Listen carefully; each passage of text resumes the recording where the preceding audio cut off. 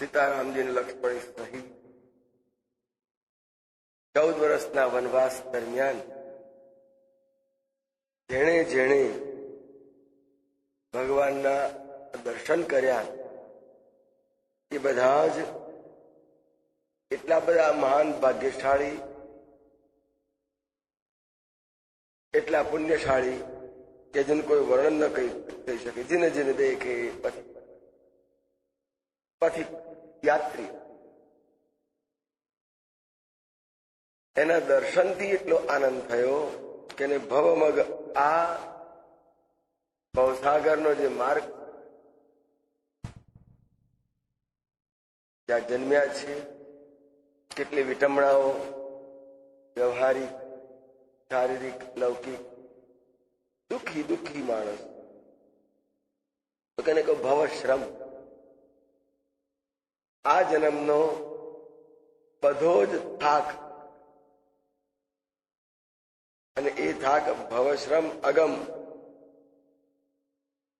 જે કઠણમાં કઠણ માર્ગ આ દુનિયાની અંદર આ જીવનનો દરેક અનુભવતા છે, થાકી જાય. પણ એ આવા થાકવાળા અને આવા પરિશ્રમવાળા માર્ગની અંદર એ બધાને જીવન જીવ્યાનો આનંદ થયો કે હાશ, ભલે થાક તો લાગ્યો સંસારના વ્યવહારથી, આ સંબંધોથી થાક્યા તો ખરા, હેરાન થયા, દુઃખી થયા, પણ જીને જીને દેખે પથિક. જેણે જેણે સીતારામજી સહિત લક્ષ્મણજીના દર્શન કર્યા તે બધા જ ભવમગુ અગમ્ય એવો આ ભવપંથ ક્યારે શું થશે, કઈ ઘડીએ કઈ પરિસ્થિતિ આવશે, અગમ, પણ એની અંદર અગમ્ય એવો આનંદ, અલૌકિક આનંદ એમને પ્રાપ્ત થયો. અને તે બીનું શ્રમ રહે, બસ જાણે શ્રમ થયો જ નથી, થાક ઉતરી ગયો, ચિરાય. એટલે કેમ જેમ કોઈક ધર્મશાળા હોય એમાં નિરાંતે આરામ કરતા હોય, બિલકુલ શાંતિ. આ તો ભગવાનના દર્શનથી આ સંસારની ધર્મશાળા તમારા માટે જાત વાળી. ભગવાનના દર્શનથી એટલો બધો આનંદ અને શાંતિ મળી કે અમે ભવપંથ એનો થાક અમારો ઉતરી ગયો. બહુ થાક્યા પણ કોઈક એવી વ્યક્તિ આવીને બે સારી વાત કરે, હાશ તમે આવ્યા બહુ સારું, બધો થાક. આમ ભગવત દર્શન કરતા 14 વર્ષના વનવાસ દરમિયાન જીને જીને દેખે, જેણે જેણે દર્શન કર્યા એ બધાને અહીંયા આગળ તુલસીદાસજીએ આમાં આવરી લીધા. બટાવ, ભટે માર્ગ, કેટલો સરસ ભટેવું, ભટાવું, આ બિહારી ભાષાના શબ્દ છે. પણ ભગવાનને કે વટે માર્ગ, આ તો ભગવાન છે. પણ તુલસીજી ખૂબ જ પ્રેમથી કે આ ભવસાગરની આ સંસારની અંદર એ ફરવા જ આવ્યા છે. આપણે જેમ ભવસાગરની અંદર જન્મ લઈને આવ્યા છે ભવરણ, આપણે વટે માર્ગુ થોડા દાડાના જીવન યાત્રા આપણી ચાલવાની, એમ પ્રભુ પણ આ ધરાતલ ઉપર અવતાર લઈને એક વટે માર્ગ 84 અવતાર ફરવાના હોય તો આપણે આ વટે માર્ગ કેટલાય રસ્તા પસાર કરવાના હશે, કેટલું ભમવાનું. તો એને માટે દરેક જીવ આ સંસારની યાત્રામાં આવેલો વટે માર્ગુ યાત્રી, કોઈ શાશ્વત નથી, કોઈની પાસે અમરપટો નથી. દરેકે જે ઉગ્યું તે આત્મે ખેલ્યું તે કર્માય, એહ નિયમ અવિનાશીનો જે જન્મ્યું તે. તો આમ વટે માર્ગુ કહીને સમસ્ત માનવ જાત માટે, સમસ્ત સૃષ્ટિ માટે કહી દીધું તુલસીજી કે જો ભગવાન વટે માર્ગુ તરીકે આવ્યા હોય તો આપણે પણ. એટલે અગમ જાસ ઉર સ્વપ્ને ઉકાવું અજહ, આજ સુધી જેને સ્વપ્ને પણ એના હૃદયની અંદર સ્વપ્ને પણ સ્વપ્નમાં આવે ઓહ ભગવાન સીતારામજી લક્ષ્મણજી વનવાસની અંદર વિચરી રહ્યા છે અને એવું સ્વપ્ન આવે, જેના મનની અંદર જેની નિંદ્રામાં આવું સ્વપ્ન આવે એ બધા જ ભાગ્યશાળી છે એમ કહ્યું. સ્વપ્ને પણ જેને દર્શન થઈ જાય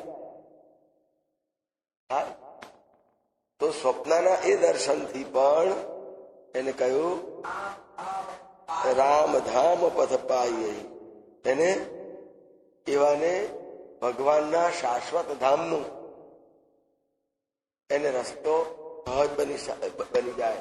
સાકેત ધામ, ભગવાન નામ જુદા જુદા ભલે આપે પણ એ ધામ સુધી પહોંચો માત્ર દર્શનથી જ એને અધિકાર મળી ગયો. ભગવાનના દર્શન સ્વપ્ને થાય વનવાસી ભગવાનના, તો બસ એને ભગવાનના ધામની અંદર એનું નામ કાયમી થઈ ગયું, એને ગતિ મળી ગઈ. કહેવાનું આવા પથની અંદર તો ઘણા બધા ઋષિઓ કેટલાય તપ કર્યા હોય, કેટલા અનુષ્ઠાન કર્યા હોય, ત્યારે કોક ઋષિ મુનિને તપસ્વીને જે ગતિ પ્રાપ્ત થાય, જે ધામ પ્રાપ્ત થાય એ માત્ર સ્વપ્નના દર્શનથી એને પ્રાપ્ત થઈ શકે છે. જો પથ પાઈ કબહુ, અને કોઈ મુનિ ક્યારેક એને દર્શન થાય તો ન પણ આગળ કહ્યું ને કે શ્રીધામમાં જન્મ મુનિ જતન કરાય અંતરામ કહી આવત. અંતે રામ નામ બોલ્યા પછી ફરીને પાછું આવવું પડતું જી. પણ અહીંયા તો જીવનમાં એક વાર જેને દર્શન ઝાંખી થઈ ગઈ, એક વાર માત્ર ઝાંખી થાય તો પણ પ્રભુ એને સદગતિ જ આપે છે, એની દુર્ગતિ થાય જ. અને સ્વપ્નની અંદર જો દર્શન થાય તો હોય ભૂલે ચૂકે દર્શન. સ્વપ્ન તો કેવા હોય, એમાં અજાણ્યા સ્વપ્ન હોય. બધાને પૂછો સ્વપ્ન કેટલા બધા અજાણ્યા હોય છે. કોઈ પણ સ્વપ્ન એવું હોય કે આપણે જોયા પછી એમાંથી આવ્યું કઈક વિચિત્ર. તો એવા જૂઠા સ્વપ્નને પણ ભગવાન સદગતિ આપવા માટે તૈયાર. ઋષિ મુનિઓ કેટલી તપસ્યા કરી, જેના માટે ભેખ લઈ લીધો હોય આ જીવન, અને એ માર્ગે પહોંચાય ને સફળ થાય તો ક્યારેક કોક ઋષિને એમાંથી એ સદગતિ પ્રાપ્ત થાય. પણ ભગવાન વટે માર્ગુ છે વનવાસના, એ વનવાસના વટે માર્ગુના દર્શન સ્વપ્નમાં પણ જો થાય, જાગ્રત તો નહીં, પ્રત્યક્ષ તો નહીં, પણ સ્વપ્ને પણ દર્શન થઈ જાય વિચારોમાં, તો ભગવાન એને પોતાનું પૂર્ણ ધામ, એને સદગતિ આપે છે.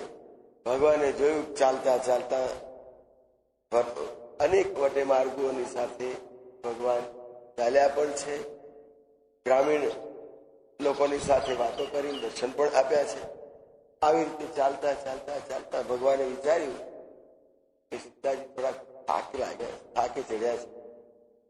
તબ રઘુવીર શ્રમિત સિંહ, જોયું કે આપણે તો વાતો કરતા કરતા ચાલીએ છીએ, પણ પાછળ એમને ચૂપચાપ મર્યાદાઓ રાખી છાના મના ચાલી રહ્યા છે, એમની શું હાલત છે.